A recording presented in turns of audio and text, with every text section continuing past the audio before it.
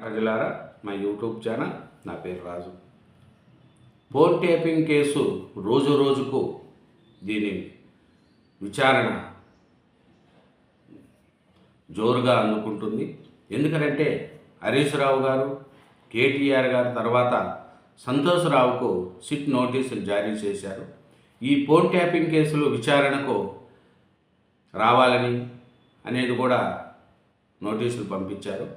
ఎందుకంటే ఈ phone tapping case ఎంత పెద్ద కేసు అంటే అది అందరికీ తెలుసు. ఎందుకంటే అధికారంలో ఉన్నప్పుడు బీఆర్ఎస్ ప్రభుత్వం ఈ ఫోన్ ట్యాపింగ్లు చేయించడం, దీంట్లో హరీష్ రావు గారు, కేటీఆర్ గారు, కేసీఆర్ గారు ఇట్లా వాళ్ళ బంధువులు కూడా దీంట్లో సంబంధం ఉన్నట్లు సిట్ విచారణ జరిపిస్తుంది. కవిత గారు కూడా వచ్చి నా భర్త ఫోన్ ట్యాపింగ్ చేశారు అని కవిత గారు వచ్చి వాళ్ళ కుటుంబ సభ్యులే వచ్చి చెప్పడం కూడా దీనికి ప్రాధాన్యత సంతరించుకునింది. దీని మీద ఈ సంతోష్ రావు గారిని ఫోన్ ట్యాపింగ్ కోసం అధికారులకు వచ్చిన ఫోన్ నెంబర్లన్నీ సంతోష్ రావు నుంచే దీనిపై ప్రశ్నిస్తున్నారు సిట్ అధికారులు. ఏమరంటే విచారణ 27 మధ్యాహ్నం 3 గంటలకు రావాలని కూడా సిట్ అధికారులు జారీ చేశారు. ఈ కేసు విచారణలో మరో కీలక పరిణామం చోటు చేసుకుంటుంది.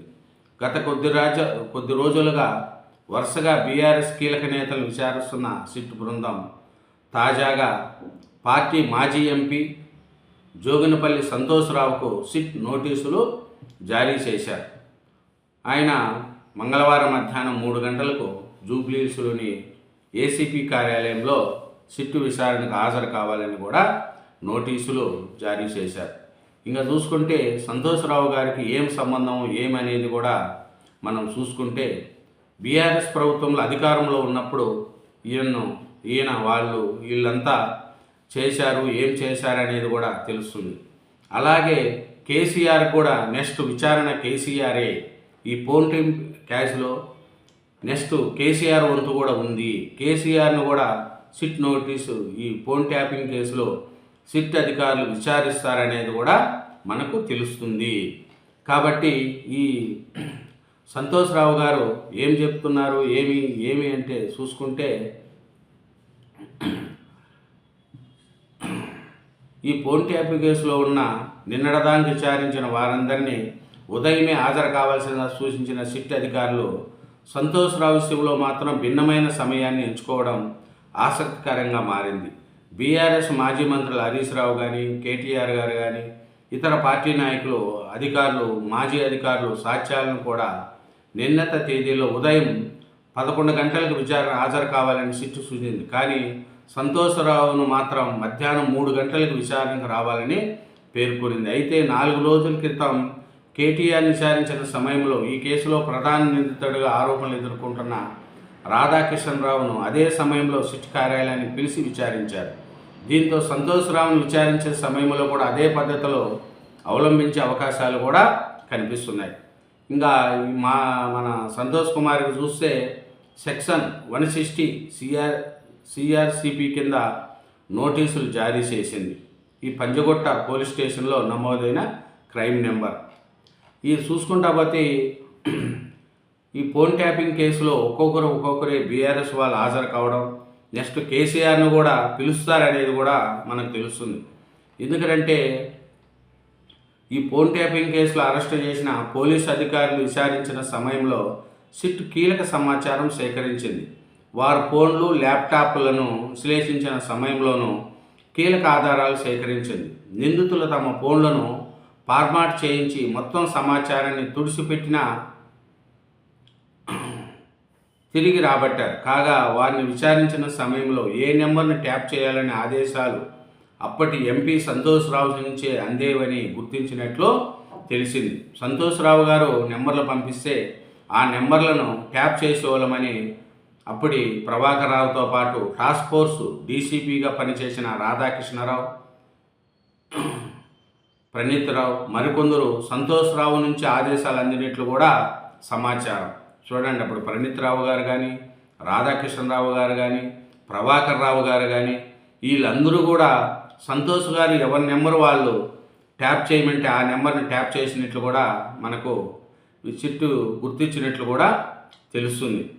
ఇంకా సిట్ చీఫ్గా ఉన్న సత్యనారాయణ నేతృత్వంలో విచారణ క్రమంగా అడగాల్సిన ప్రశ్నలకు సంబంధించి దర్యాప్తు అధికారులు ఒక ప్రణాళిక ప్రశ్నావళి సిద్ధం చేసుకున్నారు.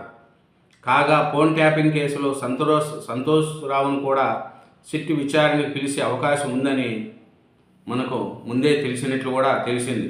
ఇంకా చూసుకుంటే ఈ ఫోన్ ట్యాపింగ్ వ్యవహారంలో నెక్స్ట్ వంతు కేసీఆర్ గారు అనేది తెలుస్తుంది. ఏమంటే ఒక్కొక్కరిని పిలుస్తున్నారు చూడండి, హరీష్ రావు గారిని, కేటీఆర్ గారిని, సంతోష్ రావు గారిని కూడా పిలుస్తున్నారు, మొత్తం రికార్డ్ చేస్తున్నారు. అవసరమైతే మరోసారి తమ ఎదుట హాజరు కావాలని ఉంటుందని చెప్పి పంపిస్తున్నారు.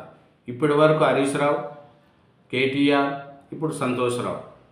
దీంతో త్వరలో బీఆర్ఎస్ అధినేత కేసీఆర్ను కూడా సైతం నోటీసులు జారీ చేవుతాయన్న ప్రచారము జరుగుతుంది. ఎందుకంటే అప్పుడు సీఎంగా ఉన్నారు.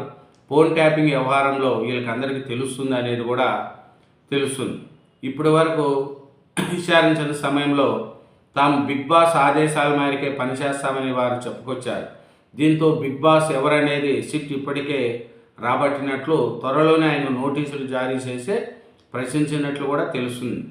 అప్పట్లో కొందరు బీఆర్ఎస్ ఎమ్మెల్యేలు బీజేపీలోకి వెళ్లేందుకు ప్రయత్నించిన సమయంలో నేటి సీఎం కేసీఆర్ ప్రగతి భవన్లో కొన్ని ఆడియోలను బహిర్గతం చేశారు. ఆ ఆడియోలు సైతం ట్యాపింగ్ నుంచి సేకరించినవన్న ఆరోపణలు ఉన్నాయి.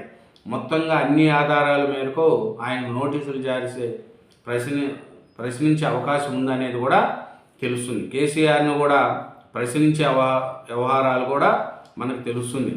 ఈ ఫోన్ ట్యాపింగ్ వ్యవహారంలో కేసీఆర్ వంతు కూడా ఉంది అనేది మనకు తెలుస్తుంది. ఎందుకంటే ఒక్కొక్కరిని చూస్తూ ఉంటే ఈ ఫోన్ ట్యాపింగ్ వ్యవహారం ఇంతటితో తేలేది కాదని, దీంట్లో ఇంకా పెద్ద పెద్ద వాళ్ళ ఆధారాలు ఉన్నాయని, దీనికి కీలక వ్యక్తులు ఉన్నారనేది కూడా తెలుస్తుంది. సంతోష్ రావు గారు ఎవరి నెంబర్ పంపిస్తే ఆ నెంబర్ను ట్యాప్ చేసేవాళ్ళమని వీళ్ళు చెప్తున్నారు. ఎవరెవరు చెప్తున్నారు?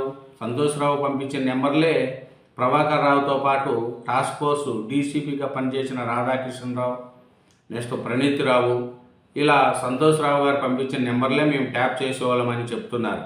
ఇంకా కేసీఆర్ను వంతు కూడా నెక్స్ట్ కేసీఆరే ఫోన్ ట్యాపింగ్లో విచారణ అనేది కూడా తెలుస్తుంది. ఇదేనండి ఫోన్ ట్యాపింగ్ వ్యవహారం బీఆర్ఎస్ ప్రభుత్వంలో మెడకు చుట్టుకున్నట్టు అయింది.